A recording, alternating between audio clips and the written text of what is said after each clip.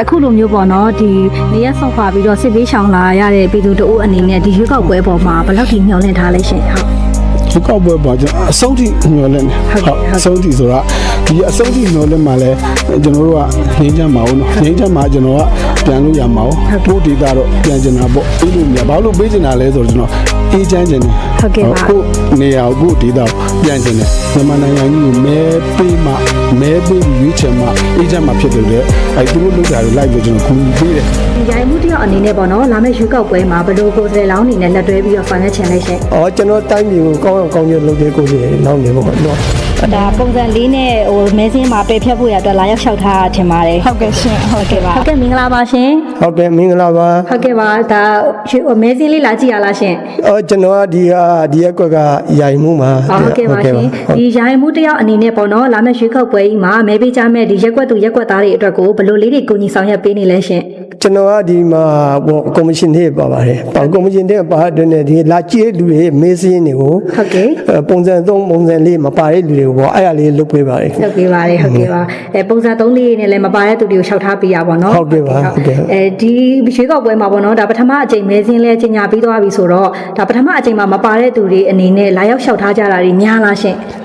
များပါတယ်ပထမအချိန်မှာတော်များပါတယ်300 400လောက်ရှိပါတယ်ဟုတ်ကဲ့ပါဒုတိယအချိန်ကျတော့50 60လောက်တို့ရတယ်ဟုတ်ကဲ့ပါဟုတ်ဒီရိုင်မှုတယောက်အနေနဲ့ပေါ့နော်လာမယ့်ရွေးကောက်ပွဲမှာဘယ်လိုကိုယ်စားလှယ်လောင်းအနေနဲ့လက်တွဲပြီးတော့ဆောင်ရွက်ချင်လဲရှင်ကျွန်တော်တိုင်းပြည်ကိုကောင်းအောင်ကောင်းကျိုးလုပ်တဲ့ကိုယ်စားလှယ်လောင်းနေပေါ့နော်အဲ့လူတွေနဲ့ပဲဆိုရင်ချင်းတခြားရက်ွက်တွေမှာရှိတဲ့ရိုင်မှုတွေအုပ်ချုပ်ရေးမှုတွေရောဒါဘယ်လိုလေးတိုက်တွန်းချင်လဲရှင်ကျွန်တော်ဒီလိုပဲတခြားရက်ွက်တွေကရိုင်မှုတွေကလည်းကျွန်တော်ဒီမေးလာကြည့်တဲ့လူတွေကိုပေါ့နော်မေးစင်းမပါတဲ့လူတွေကိုအခုလိုပေါ့မေးစင်းဖြစ်တာတော့ဘာညာတော့အဲ့ဆောင်ရွက်ပေးစီရှိမှာဟုတ်ကဲ့ပါမဲပေးကြမဲ့ပြည်သူတွေအပေါ်ဘာတိုက်တွန်းချင်လဲရှင်ဟုတ်မေးပေးကြပြည်သူတွေကတော့လာပြီးတော့ဒီမေးစင်းတွေကြည့်ပြီးတော့မှဒီကိုယ်စီလောင်းတွေကိုပေါ့ရွေးချယ်ပြီးတော့မှန်တဲ့ကိုယ်စိတ်လောင်းရွေးချယ်ပြီးတော့မေးပေးဖို့တိုက်တွန်းရှင်ပါတယ်ဟုတ်ကဲ့ကျေးဇူးအများကြီးတင်ပါတယ်ရှင်ဟုတ်ကဲ့ပါကျေးဇူးတင်ပါတယ်အမမင်္ဂလာပါရှင်မင်္ဂလာပါမဟုတ်ကဲ့မဲစင်းလေးလာကြည့်ရလားရှင်ဟုတ်ကဲ့ရှင်မဲစင်းလာကြည့်ရပါရှင်ဟုတ်ကဲ့ပါဒါလေးတွေကြတော့ဒါလျှောက်လာတင်တာလားရှင်ဟုတ်ဟိုဟာလေးအမျိုးသားလေကျမကြီးစိတ်ကျမကြီးနဲ့ထွက်တဲ့အတွက်ဒီကလိုအပ်တယ်ဆိုလို့အဲ့စာရွက်ကလေးဖယ်ပြီးဖို့လာပြီးတော့ပြီးတာပါရှင်ဟုတ်ကဲ့ပါဒါပုံစံလေးနဲ့ဟိုမဲစင်းမှာပယ်ဖြတ်ဖို့ရအတွက်လာရောက်လျှောက်ထားထင်ပါတယ်ဟုတ်ကဲ့ရှင်ဟုတ်ကဲ့ပါအမအနေနဲ့ရောမဲစင်းလေးကြည့်ပြီးပြီလားကြည့်ပြီးပါပြီရှင်အမီလေးရောပါလားရှင်ပါတယ်ရှင်ဟုတ်ကဲ့ပါလာမယ့်ရွေးကောက်ပွဲမှာရောမဲပေးမှာလားရှင်ပေးမှာပေါ့နှစ်တိုင်းပေးနေကြပေးမှာပါဟုတ်ကဲ့ပါဒါရွေးကောက်ပွဲမှာဒါ MEV ရဲ့မဲပေးဆက်လေးနဲ့မဲပေးရမယ်ဆိုတာလေးရောသိထားလားရှင်သိထားပါတယ်ရှင်အဲ့ဒီဆက်လေးနဲ့မဲပေးရမယ်ဆိုတဲ့အပေါ်မှာရောပြည်သူတယောက်အနေနဲ့ယုံကြည်ချက်ရှိလားရှင်ရှိပါတယ်ရှင်ကျေးဇူးအများကြီးတင်ပါတယ်ဟုတ်ကဲ့ရှင်ကဲအကုန်မင်္ဂလာပါရှင်ဟုတ်မင်္ဂလာပါဟုတ်ကဲ့ပါအကိုဒီမှာမဲစင်းကြည့်ပြီလားရှင်ကြည့်ပြီဗျဟုတ်ကဲ့ပါမဲစင်းမှာရောအမီလေးပါမဲစင်းကကျွန်တော်ကြည့်ပြီးဆိုကျွန်တော်တို့ကကြ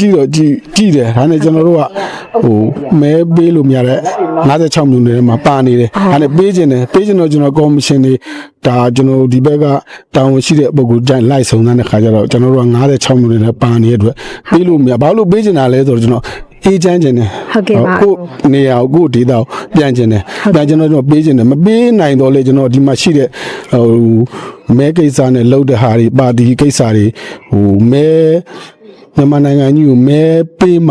ှမဲပေးပြီးရွေးချယ်မှအေးချမ်းမှဖြစ်တယ်တဲ့အဲသူတို့လှုပ်တာတွေလိုက်ပြီးတော့ကျွန်တော်ကူညီပေးတယ်ဘာလို့ကူညီပေးရဆိုကျွန်တော်တို့ကကိုပညာရေးကျန်းမာရေးစီးပွားရေးလူမှုရေးအားလုံးကိုကိုယ်စီမှာဖွံ့ဖြိုးတိုးတက်ခြင်းတယ်ဒီဖွံ့ဖြိုးတိုးတက်မှလေးမဲရွေးပြီးတော့ရွေးချယ်မှဒါရွေးချယ်ပြီးတက်လာတဲ့အစိုးရမှတည်းကျွန်တော်တို့ကငင်းချမ်းမှာဆိုကျွန်တော်တို့မဲကိုဟိုပေးစီခြင်းတယ်ကျွန်တော်တို့မပေးနိုင်လဲအားလုံးကိုကျွန်တော်တို့က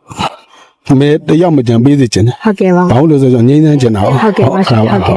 ့အခုလိုမျိုးပေါ့နော်ဒီ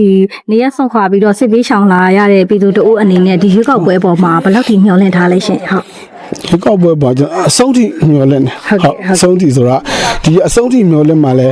းကျွန်တော်တို့ကငြိမ်းချမ်းမအောင်နော်ငြိမ်းချမ်းမှကျွန်တော်ကပြန်လို့ရမှာပို့ဒေတာတော့ပြန်ကျင်တာပေါ့ဟုတ်ကဲ့လာမယ့်ရွေးကောက်ပွဲနဲ့အတူတက်လာမယ့်ဒီအစိုးရတရက်ကိုပေါ့နော်ဘယ်ကဏ္ဍလေးတွေအရင်ဦးဆုံးလှုပ်စီခြင်းလဲပေါ့ဟုတ်ပြောရရင်တော့ကျွန်တော်ပေါင်းမြို့နယ်ရဆိုတော့ကျွန်တော်ပေါင်းမြို့နယ်ကိုအချမ်းဖက်ဒီဟုတ်ကဲ့ကုံဆုံးတော့ဟုတ်ကဲ့ဟိုတနာကြီးကြာမဲ့အောင်ကျွန်တော်9မိနစ်နဲ့ဟုတ်ကဲ့မြန်